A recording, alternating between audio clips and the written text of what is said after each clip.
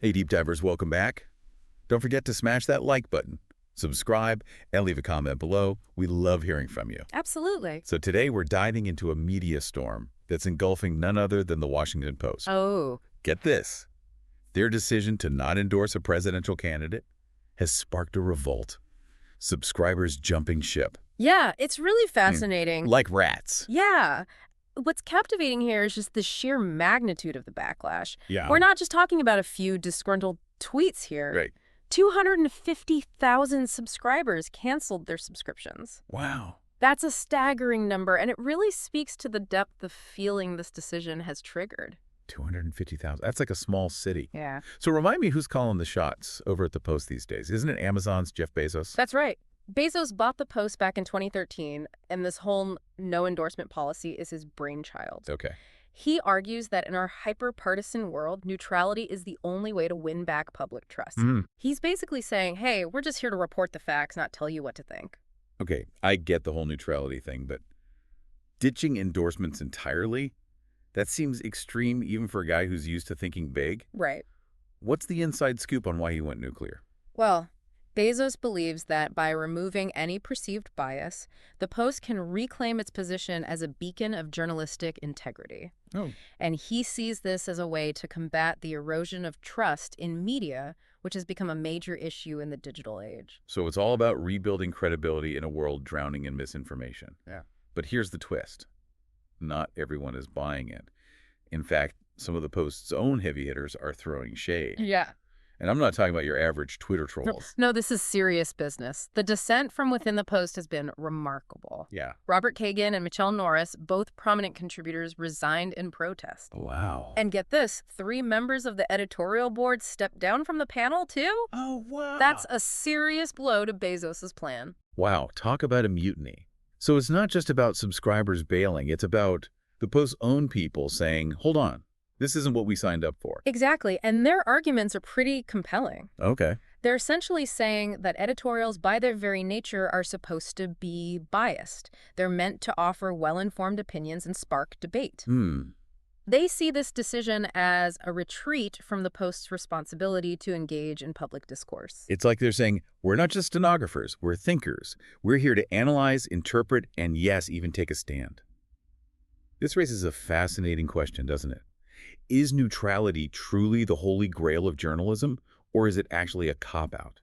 A way to avoid the messy but essential work of forming opinions and engaging in debate? That's the million-dollar question, and it's one that goes to the very heart of what journalism is supposed to be. Right. On the one hand, you have the desire for objectivity, for a source of information that's free from bias. But on the other hand, you have the need for critical analysis, for a voice that can cut through the noise and offer insightful perspectives. It's like walking a tightrope. Yeah. Lean too far towards neutrality, and you risk becoming irrelevant, a bland purveyor of facts that fails to connect with readers on an emotional level. But lean too far towards opinion, and you risk alienating those who crave impartiality. Absolutely. And that's the dilemma Bezos is facing. He's trying to find that sweet spot, Yeah. that balance between objectivity and engagement. Whether he succeeded is still up for debate. But one thing is clear. This decision has sent shockwaves through the media landscape. Yeah. This is a big deal. Huge. Yeah. Absolutely. All right, Deep Divers, stick around for part 2, where we'll dig deeper into the fallout from this controversial decision and explore the bigger questions it raises about trust, bias, and the future of journalism in the digital age.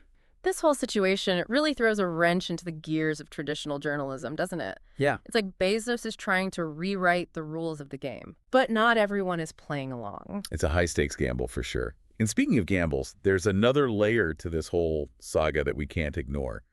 Some folks are whispering that Bezos might be playing a different game altogether, one that involves dodging the wrath of a certain former president with a penchant for Twitter rants. Ah, yes. The Trump factor. Yeah. It's certainly an intriguing theory. Right. Did Bezos pull the plug on endorsements to avoid poking the bear, so to speak? Right. After all, the Post has been a frequent target of Trump's ire. Of course. And he's never been shy about using his bully pulpit to lash out at those that he perceives as enemies. It's tempting to connect the dots, right? But let's not jump to conclusions. Yeah. If we look back, the Post endorsed both Clinton and Biden. Right. And that didn't exactly stop Trump from going on the attack. Nope. It seems like he already had plenty of reasons to dislike Bezos and the Post, regardless of their endorsement decisions. Precisely. And let's not forget that Trump actually tried to use his power against Bezos and Amazon. Oh. Remember when he intervened in that whole Department of Defense cloud computing contract? Yeah. He was practically accusing Amazon of being in cahoots with the deep state. Oh, yeah, the deep state. Trump's favorite boogeyman. But Bezos didn't back down, did he? He stood his ground and insisted that the Post would continue to cover the story fairly and accurately, even if it meant incurring Trump's wrath. That's a key point. Bezos has repeatedly stated his commitment to journalistic independence, even when it comes at a personal cost. So while the Trump angle is tempting, it doesn't quite hold water. Yeah. It's more likely that Bezos genuinely believes this neutrality play is the right move, even if it means alienating some of his most loyal readers and his own staff. It's a bold move, no doubt. Yeah. But has it actually achieved its intended goal? Has the Post really regained the trust it lost? Right. Or has this whole no endorsement thing backfired spectacularly? That's the question that's keeping media analysts up at night. Yeah. The mass exodus of subscribers suggests that at least in the short term, this gamble hasn't paid off. People seem to be saying, we don't just want the facts, we want your interpretation, we want to know what you think. They're looking for guidance in a world that feels increasingly chaotic and uncertain. It's like they're saying, show us you have a backbone. Show us you're willing to stand for something, even if it means taking some heat. This whole episode raises some uncomfortable questions about the state of modern journalism. Are we so obsessed with objectivity that we've forgotten the importance of informed opinion? Have we become so afraid of offending anyone that we've lost the courage to take a stand? Those are profound questions, and they point to a deeper truth. Journalism is not just about reporting the facts. It's about providing context, analysis, and yes, even opinion. Right. It's about helping people make sense of the world around them. And that's what makes this whole Washington Post saga so fascinating. Absolutely. It's not just about one newspaper's decision to ditch endorsements. It's about the soul of journalism itself. Yeah. It's about the delicate balance between objectivity and engagement, between informing and persuading, between reflecting reality and shaping it. It's a debate that's likely to rage on for years to come. And as we navigate the increasingly complex and often treacherous waters of the digital age, it's a debate we need to have. Well said. All right, deep divers, we've reached the midway point of our exploration into the Washington Post's endorsement earthquake. We're halfway there. We've uncovered the motives, the fallout, and the implications for the future of journalism. But we're not done yet. Stick around for part 3, where we'll delve into some potential solutions and explore how the Post can rebuild trust and navigate the choppy waters ahead. Welcome back, deep divers. Time for the final act of our Washington Post drama. We've dissected the motives, the fallout, and the existential crisis of modern journalism. So the question on everyone's mind is, can the Post climb out of this hole, or are they destined to become a cautionary tale in the annals of media history? Well, rebuilding trust is like piecing together a shattered vase. It takes time, patience, and a whole lot of glue. In this case, the glue is transparency, accountability, and a genuine willingness to listen to both their readers and their own journalists. Right. It's about acknowledging they messed up and showing they're serious about making amends. Exactly. Bezos needs to ditch the top-down approach and realize that a newspaper, even one owned by a tech giant, is ultimately a collaborative effort. Exactly. He needs to open up the lines of communication, create a space for dialogue and feedback. Imagine town hall meetings, open forums, where journalists can voice their concerns without fear of retribution. That's how you start to heal a fractured relationship. It's also about being more upfront with readers. How are editorial decisions made? What factors are considered? Pulling back the curtain on those internal processes can go a long way in restoring confidence. And let's not forget about the elephant in the room, Bezos' ownership of Amazon. That's a conflict of interest that's not going away anytime soon.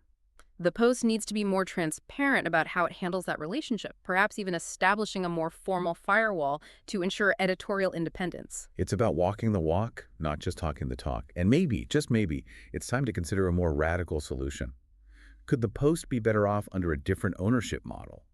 One that's less susceptible to accusations of bias or undue influence? Now that's a bombshell idea, but it's worth exploring, isn't it? This whole saga has exposed the vulnerabilities of traditional media ownership models in the digital age.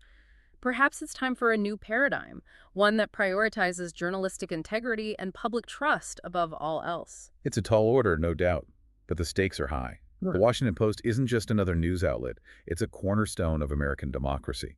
If it crumbles, the foundations of our free press crumble with it. This whole episode is a stark reminder that trust is the most valuable currency in journalism. Once it's lost, it's incredibly difficult to regain. And in an era of misinformation and hyperpartisanship, that loss of trust has profound implications for our society as a whole. So what's the takeaway for our deep divers? What can we do to navigate this treacherous media landscape and ensure we're getting the information we need to make informed decisions? Be skeptical, but not cynical. Be curious. Ask questions. Demand more from your news sources. And most importantly, don't just passively consume information. Engage with it, debate it, challenge it. That's how we hold our media accountable and ensure a healthy, vibrant public discourse. Well said. That's a wrap on our deep dive into the Washington Post's endorsement earthquake. Thanks for joining us on this wild ride. Don't forget to hit that like button, subscribe to the channel, and leave a comment below. We'll see you next time for another deep dive into the fascinating and often baffling world we live in.